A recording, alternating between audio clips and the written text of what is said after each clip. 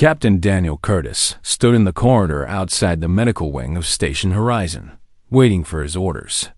He was a soldier, not a nurse. He had spent 15 years protecting human interests across 3 star systems. He had fought in the Kepler Colony Wars. He had led teams through asteroid fields and negotiated with hostile alien traders. But nothing in his service record had prepared him for this. Commander Harper appeared from around the corner, moving fast. She looked tired. The peace talks with the Dominion had been going on for 6 months. 6 months of tension. 6 months of wondering if humanity would be destroyed or saved. "Curtis," she said, stopping in front of him. "You got the briefing?" "Some of it," Daniel said. "There's an alien queen on this station. She's injured. I'm supposed to care for her." "That's what I understood." "That's correct," Harper said. "Her name is Kesvara. She's from the Dominion. Her ship was attacked 3 days ago. We don't know who attacked it. The Dominion says it was enemies of peace. They want her protected. They won't trust their own people with her care. They say they fear more attacks." Daniel nodded. This made sense. The Dominion had enemies across the galaxy. That was what happened when you ruled thousands of worlds. "Why me?" he asked.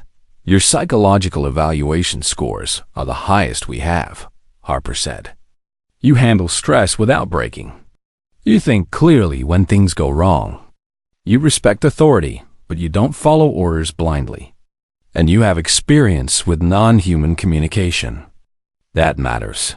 What's she like?" Daniel asked. Harper paused. She looked uncomfortable. "That's the thing. We don't have much information. The Dominion hasn't shared details. What we know is that she's injured and angry. She's also dangerous. She has sharp edges on her body. She's made that clear. Several medical staff have been cut just trying to help her. She told us she would only accept care from a human male with military training." "Why a male? Why military training?" "We don't know," Harper said. "Maybe she respects strength. Maybe she thinks a soldier will understand her." The Dominion Council seemed to think this was a reasonable request. "So here we are." Daniel took a breath. "When do I start?" "Now," Harper said. "She's in Medical Bay 7. Dr. Patel will brief you on her injuries. Don't get too close at first. Learn her movements. The translation device on her wrist will help you understand her. She can understand human speech without it, but she prefers to speak through the device." They walked together toward Medical Bay 7. The station was busy. Dominion representatives walked past them. They were tall beings made of something that looked like crystal or metal. They moved with a grace that suggested they were not like humans at all. Some had multiple limbs. Some had appendages that seemed to serve no clear purpose. One had eyes that looked like nothing on Earth, but Kesvara was different. When Daniel entered the medical bay, he saw her immediately. She lay on a reinforced medical table that had been specially built for her size. She was larger than the other Dominion beings Daniel had seen. Her body was sharp and angular, covered in what looked like dark crystalline surfaces that caught the light. Her edges were not smooth. They were edges like broken glass or sharpened stone. Some areas of her body seemed to pulse with a faint blue light. There were damaged sections where her crystalline surface had cracked or shattered. Medical patches covered some of these wounds. Her eyes were closed, but they opened the moment Daniel entered the bay. They were not eyes like human eyes. They glowed with a pale gold light. They looked straight at him, and Daniel felt something in his chest tighten. This being had seen things he could not imagine. This being had power he could not measure. Dr. Patel was standing near the medical table, keeping her distance. She looked relieved to see Daniel. "Captain," she said quietly, "thank you for coming. She's stable now, but her injuries are severe. The crystalline structure of her body is partially shattered. We've done basic repairs, but she needs rest and careful handling. She needs someone to help her move, to monitor her condition, to ensure she doesn't worsen. Daniel looked at Kesvara. She was still watching him. Her gaze did not move. What does she need? Daniel asked. Food and water, mainly. Her physiology is different from ours, but she can consume nutrients from standard meal rations. She needs her injuries monitored. She needs rest. And she needs not to be afraid that someone will hurt her while she's weak. Daniel understood. The queen was vulnerable. In her world, vulnerability meant death. He stepped forward, slowly, showing his hands empty. He kept his movements smooth and predictable. My name is Daniel Curtis, he said clearly. I'm assigned to care for you. I'm not here to hurt you. I'm here to help you recover. The translation device on Kesvara's wrist glowed. It spoke in a voice that was not quite human. The voice was sharp and cold. I know who you are, Captain Curtis. Your record has been examined. You are a soldier. You have killed. You have sacrificed others for your cause. You understand hierarchy and strength. I do, Daniel said. Then you will understand this, Kesvara said. I am not weak in my heart. I am weak only in my form. When I heal, I will remember everyone who sees me in this state. I will remember every moment of shame. I will remember if anyone here treats me with pity or disrespect. Daniel heard the threat beneath the words. He heard what would happen if he failed. I will treat you with the respect you deserve, Daniel said, and I will help you get strong again. Kesvara's glowing eyes narrowed. We will see if humans can be trustworthy, Captain Curtis. We will see if your species is worth protecting.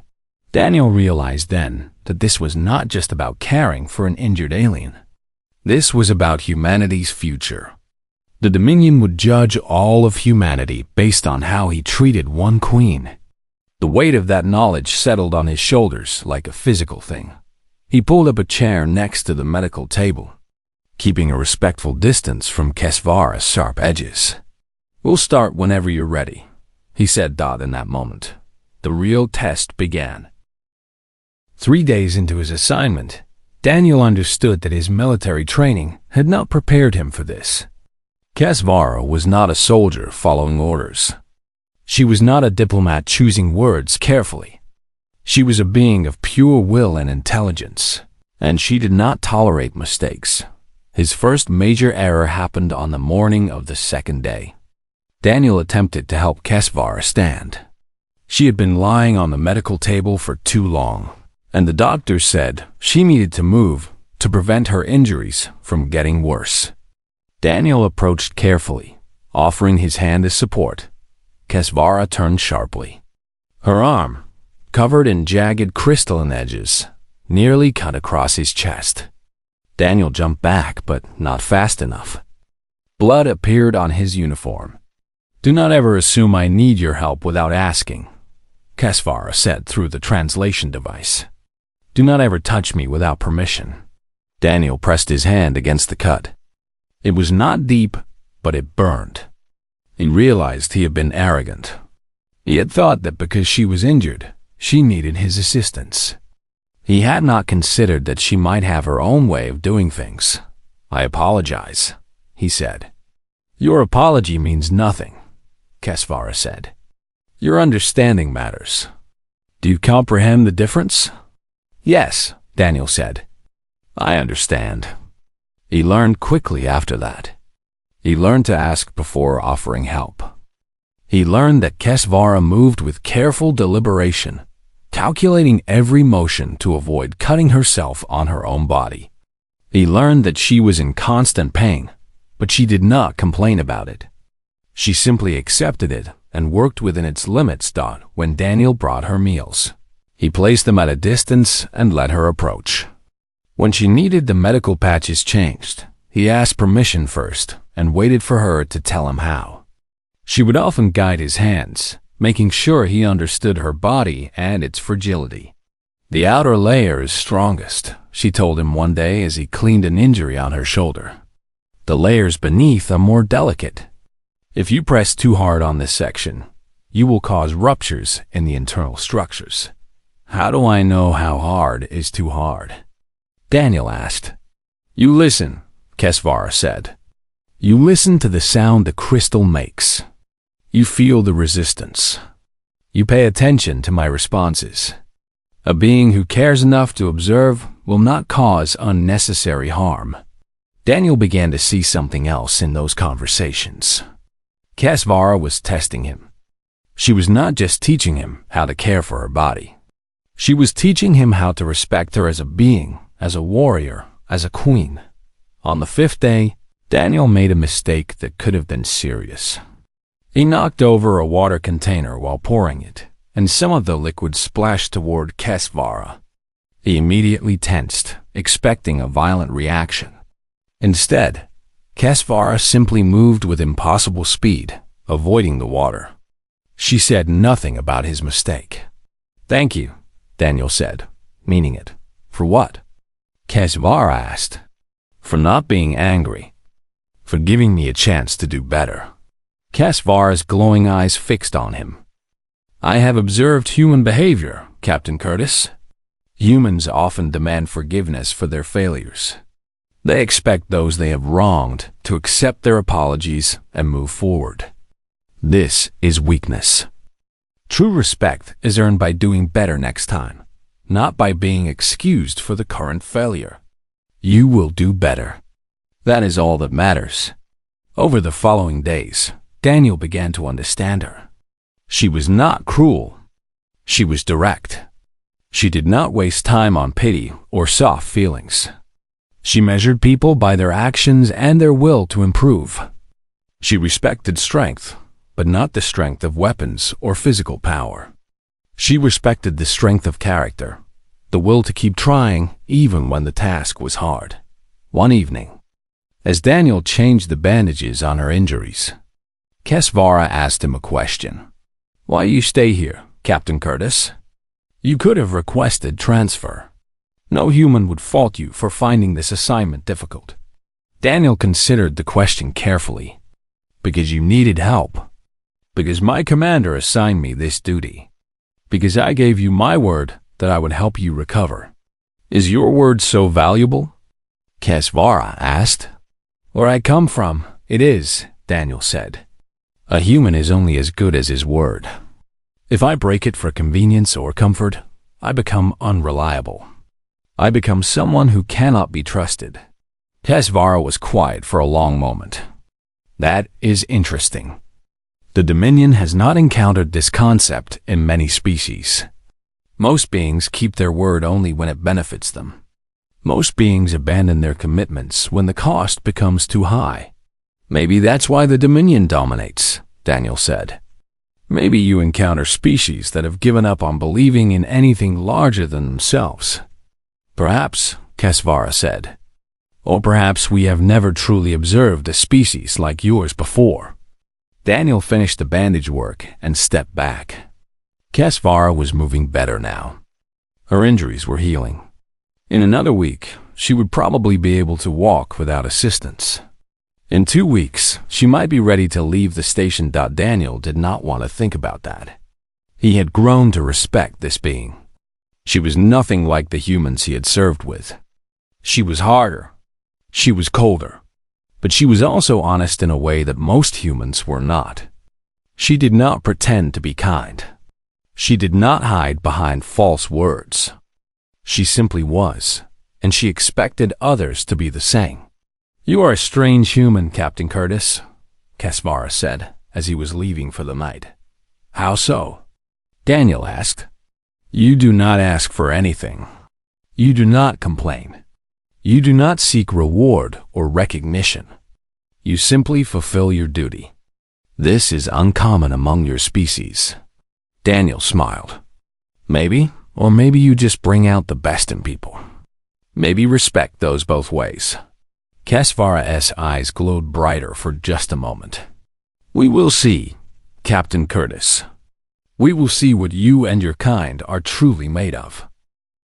The attack came at night when the station was quiet and the medical wing was staffed by skeleton crew. Daniel was asleep in the small room they had assigned him near the medical bay when his internal alarm clock woke him. He had always been a light sleeper, a habit from military service.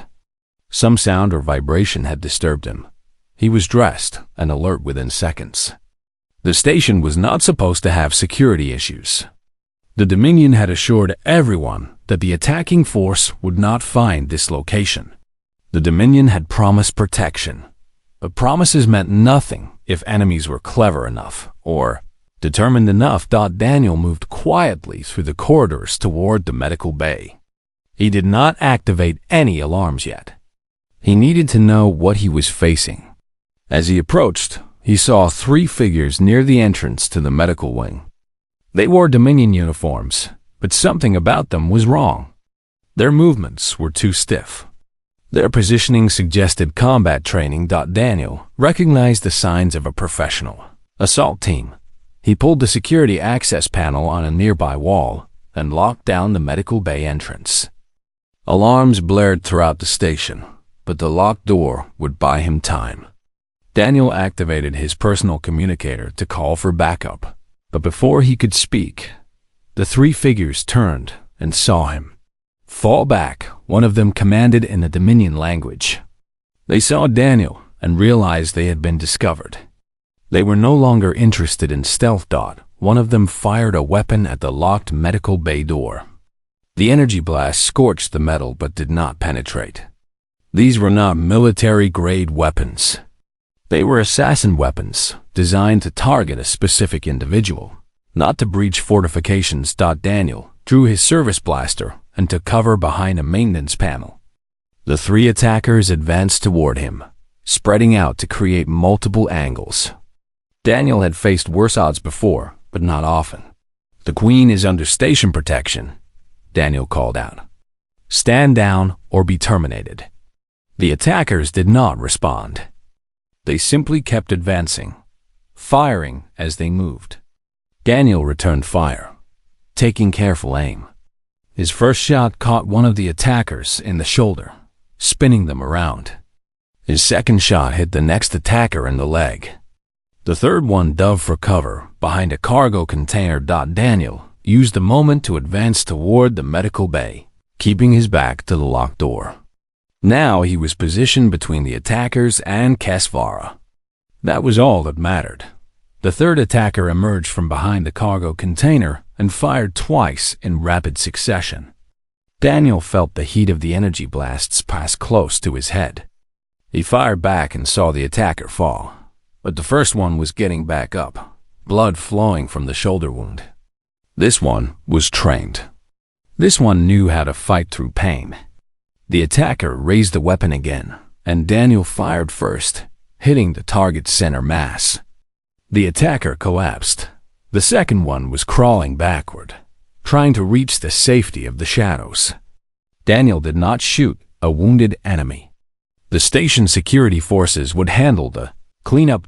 Everything had happened in the span of 30 seconds. Daniel stood against the medical bay door, breathing hard, his blaster still raised. His hands were steady, but his heart was pounding. Behind him, he could hear movement from inside the medical bay. Kesvara was awake. Kesvara had seen everything. He did not move from the door. He kept his weapon ready in case more attackers came. Security personnel arrived within minutes, the sound of their footsteps echoing down the corridor. Commander Harper was with them. "Curtis, status," she commanded. 3 attackers, Daniel said, still facing the direction where the danger had been. 1 dead, 2 incapacitated. No breach of the medical bay. The Queen is safe. Harper moved past him, checking on the attackers. She signaled for medical personnel to come. Then she opened the medical bay door and looked inside. Daniel turned to see what Kesvara's reaction would be. The alien queen was standing at her medical table, still wounded, still weak, but watching everything with those glowing gold eyes. She was looking at Daniel. "You protected me," she said through the translation device. Yes, Daniel said. That's my duty. No, Kesvara said, and something in the translated voice sounded different. Something that might have been emotion. Duty would have been to call security and stand aside. Duty would have been to let others handle the threat. You chose to stand alone against attackers who outnumbered you. You chose to risk death to keep me safe. Why would you do this? Daniel lowered his weapon. Because you matter. Because I gave you my word that I would help you recover. Because protecting someone is more important than protecting yourself. Commander Harper looked between them, clearly understanding that something significant had just happened, even if she did not understand the exact nature of it. We need to move her, Harper said to Daniel. We need to get her to a safer location on the station. No, Kesvara said loudly, the translation device amplifying her voice. I will remain here. Captain Curtis will continue to guard me. No one else. Harper's eyebrows rose. She looked at Daniel, who simply nodded. If that's what the Queen wants, Daniel said after Harper left with her security team. Daniel stayed inside the medical bay with Kesvara.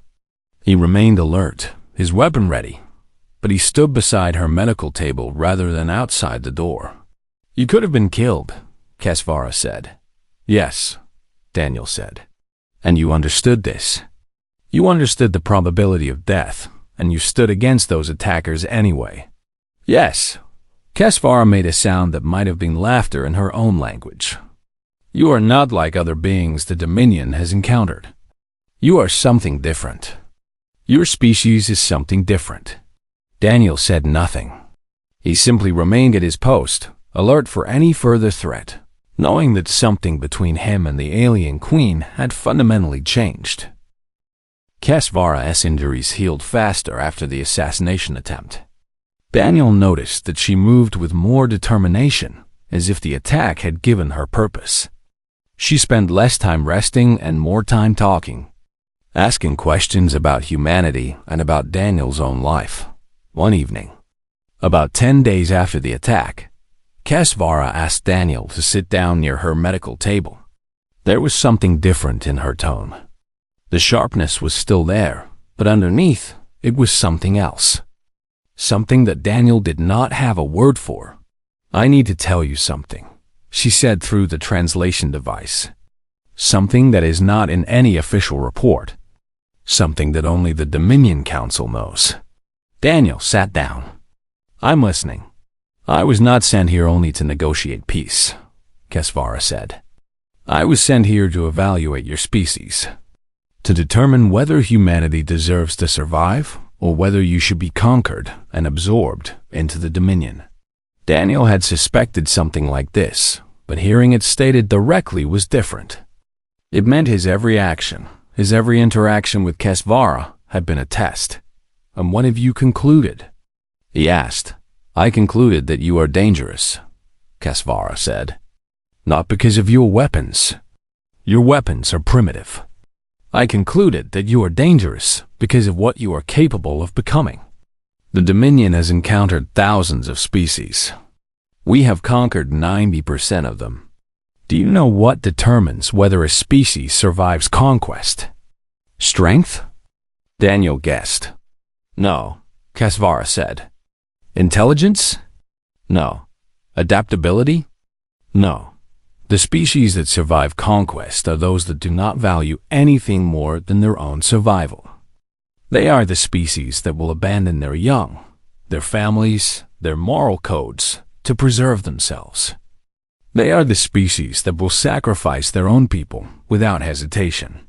These species are easy to conquer because they have nothing worth defending except their own lives. Daniel understood where this was going, but humans are different, he said. Exactly. Kesvara said. Humans will die for abstract concepts. You will die for honor. You will die to protect strangers. You will die to keep your word. I have read your history. You have wars that last generations. You have killed millions of your own kind over ideas. This is insanity to the Dominion. This is weakness. But you think it's something else, Daniel said. I know it's something else, Kesvara said. I have lived for more than 800 of your years. I have served the Dominion Council for 300 of those years. I have never seen a species with the capacity you have for sacrifice. When you stood against those assassins, you were not acting rationally. No rational being accepts death to protect a stranger. No rational being chooses duty over survival. Yet you did this without hesitation. Daniel said nothing. The Dominion Council voted. Kesvara continued. The vote was to classify humanity as a threat and to move for immediate conquest. I was the only dissenting voice. They did not understand why I disagreed. They said that any species willing to die for meaningless reasons would be easy to control through fear. What changed their minds? Daniel asked. Nothing, Kesvara said. They've not changed their minds. But I have the authority to delay a conquest vote for one rotation of your Earth around your sun. 1 year. In that time, I can gather evidence that humanity has something the Dominion does not. Something that the Dominion needs. What is that? Daniel asked, although he thought he already knew. The will to create something greater than yourself, Kesvara said. The ability to care more about others than about power. The strength to choose mercy instead of victory. These are not weaknesses, Captain Curtis. These are the foundation of civilizations that last. The Dominion has lasted 10,000 years, but we are hollow. We consume and conquer, but we do not build. We do not love. We do not sacrifice for anything except the continuation of the Dominion itself. We are becoming weak in ways that no external enemy can exploit. Daniel leaned forward. So you want me to help you prove that humanity should be protected? I want you to help me understand why you and your kind do what you do, Kesvara said. The Council will not listen to me unless I can explain this in terms they understand. They will not accept philosophy. They will only accept logic. Help me find the logical foundation for human behavior.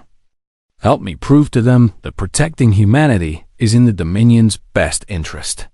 Over the next week, Daniel and Kesvara talked through the nights. Daniel shared stories from human history. He told her about the people who had given everything for causes they believed in.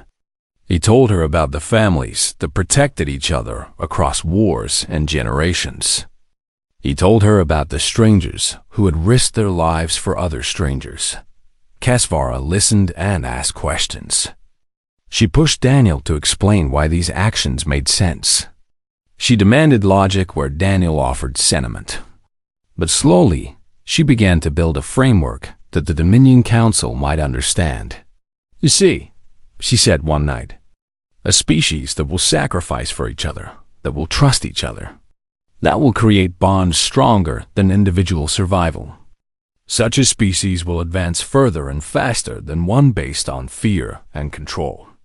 The Dominion has conquered territory, but we have not conquered the universe. Your species, in the brief time you have existed, has shown more capacity for growth than any species I have observed. Then you think the Council will listen? Daniel asked. No, Kesvara said. But I think I can present them with evidence they cannot ignore. And I think your actions will continue to provide that evidence. When Kesvara stood for the first time without assistance, Daniel was there. She was still weak, but she was mobile. She looked at Daniel with those glowing gold eyes and said something that had no translation from her language. What does that mean? Daniel asked. There is no human word for it, Kesvara said. It means something between respect and kinship. Something between admiration and affection. It is a feeling the Dominion no longer experiences. Maybe that's why you're different from them, Daniel said. Perhaps, Kesvara agreed. And perhaps that is why your species deserves the chance to prove what you can become.